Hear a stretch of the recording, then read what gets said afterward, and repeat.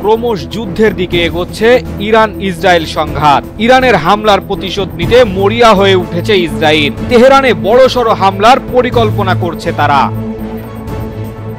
Iran Israel সংঘাতের মাঝে মধ্যপ্রাচ্যে নতুনভাবে মোতায়েন হলো হাজার হাজার মার্কিন সেনা। মার্কিন সংবাদ মাধ্যম বলছে নতুন করে প্রায় ৩,০০০ সেনা ও ৪টি যুদ্ধবিমান মধ্যপ্রাচ্যে মোতায়েন করেছে ওয়াশিংটন। বর্তমানে এই অঞ্চলে মার্কিন সেনার পরিমাণ ৪৩,০০০। এছাড়াও রয়েছে কয়েক ডজন সর্বাধুনিক যুদ্ধজাহাজ ও যুদ্ধবিমান।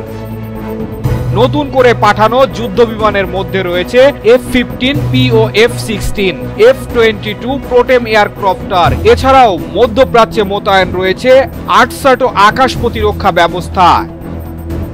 ইতিমধ্যে ইউরোপের দেশগুলোর বিভিন্ন প্রান্তে ছড়িয়ে ছিটিয়ে রয়েছে আমেরিকান সেনাদল। এর মধ্যে সিরিয়ায় মোতায়েন রয়েছে প্রায় ৯০০ সেনা। ইরাক সিরিয়া ছাড়াও পারস্য উপসাগরের উপকূলে কাতারে রয়েছে মার্কিন ঘাঁটি। সেনার পাশাপাশি মধ্যপ্রাচ্য জুড়ে রয়েছে মার্কিন যুদ্ধবিমান ও যুদ্ধজাহাজ। ইসরায়েল ও লেবাননের সীমান্তবর্তী পূর্ব মধ্যসাগরে মার্কিন যুক্তরাষ্ট্রের আক্রমণকারী জাহাজ মোতায়েন রয়েছে। এদিকে ক্ষেপণাস্ত্র হামলার জবাব দিতে ইরানে ব্যাপক হামলার প্রস্তুতি নিচ্ছে ইসরায়েলি বাহিনী।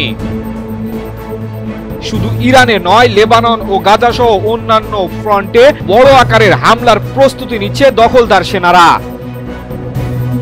গত শনিবার একাধিক ইসরায়েলি সংবাদ মাধ্যম এ খবর প্রচার করেছে। ইসরায়েলি সংবাদ মাধ্যম পাবলিক ব্রডকাস্টিং কর্পোরেশন জানিয়েছে সেনাবাহিনী ইরানের মিসাইল হামলায় শক্তিশালী জবাবের পরিকল্পনা করছে।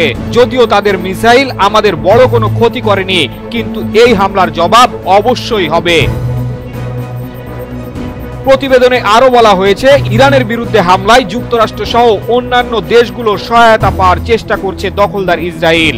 ইরানের হামলার পরিকল্পনায় ঠিক করতে চলতি সপ্তাহে ইসরায়েলে যাওয়ার কথা রয়েছে যুক্তরাষ্ট্রের সেন্ট্রাল কমান্ডারের জেনারেল মিখাইল কুরিল্লার। আলাদা প্রতিবেদনে হিব্রু ভাষায় সংবাদ মাধ্যম জানিয়েছে, ইসরায়েল ইরানের বিরুদ্ধে হামলায় যে পরিকল্পনা সাজাচ্ছে সেখানে ইরানের পাল্টা জবাবেরও বিষয়টি মাথায় রাখতে হচ্ছে। অর্থাৎ ইরান আবারও মিসাইল ছুড়লে এমন বিষয়টি বিবেচনা রেখেই তারা হামলার ছক কষছে। ইরানে হামলার প্রস্তুতি হিসেবে গাজায় ইসরায়েলি সেনারা তাদের বর্বরতা বৃদ্ধি করেছে।